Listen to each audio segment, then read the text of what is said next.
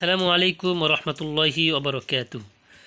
সিরাতুল মুস্তাকিম ইসলামিক একাডেমির পক্ষ থেকে সবাইকে স্বাগতম। আজকে আমরা পড়ছি এ সর্বশিখী প্রথম অধ্যায়ের পঞ্চম পাঠ। আজকে লেসনটা মূলত দ্বিতীয় শ্রেণীর যে সকল শিক্ষার্থী রয়েছে তোমাদের জন্য। তো আদর্সুল খমেস পঞ্চম পাঠ, এই পঞ্চম পাঠের মধ্যে যেই গুরুত্বপূর্ণ বিষয়গুলো রয়েছে সেগুলো আমি তোমাদেরকে এখন বুঝিয়ে দিচ্ছি। প্রথমে আমরা দেখতে পাচ্ছি এখানে রয়েছে কিতাবি। কিতাবি শব্দের অর্থ হলো আমার বই।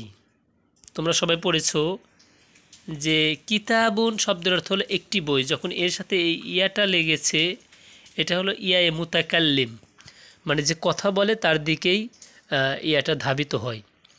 তো কিতাবি আমার বই এটা পুরুষ এবং মহিলার ক্ষেত্রে একই, মানে একজন পুরুষ যেমন বলতে পারবে কিতাবি আমার বই, সেম একজন মহিলাও বলতে পারবে কিতাবি আমার বই।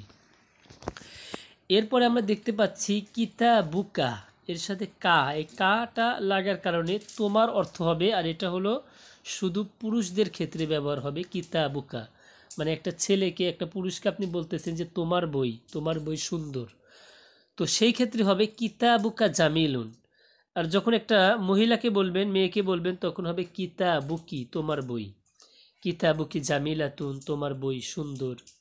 তো তখন হলো এই কা আর হলো কি, এই এতটুক আর কি ডিফারেন্ট।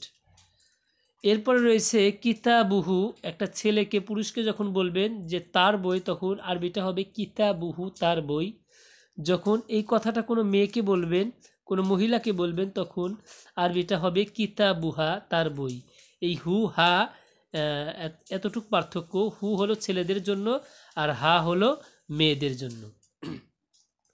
তো এরপরে এখানে এই উপরের অনুকরণে এখানে আছে কলামুন সাআতুন মুআল্লিমুন।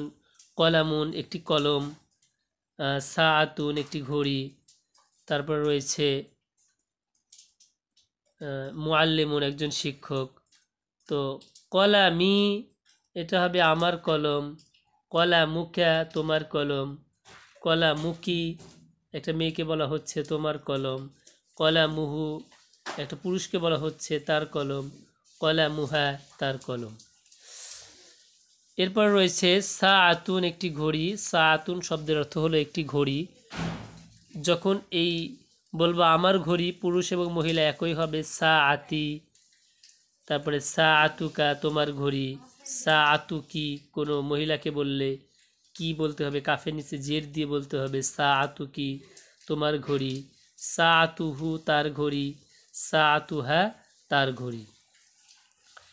এরপর আমরা দেখতে পাচ্ছি মুআল্লিমুন একজন শিক্ষক বা টিচার।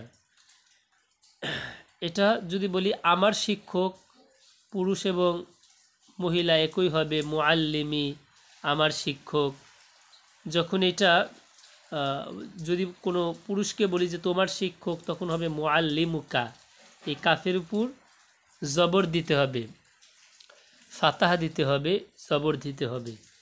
যখন বলবো যে তোমার শিক্ষক, কোনো মেয়েকে মহিলাকে বলবো, তখন হবে মুআল্লিমুকি তোমার শিক্ষক, মুআল্লিমুহু তার শিক্ষক। কোনো মহিলাকে যদি বলি তার শিক্ষক, তখন হবে মুআল্লিমুহা তার শিক্ষক।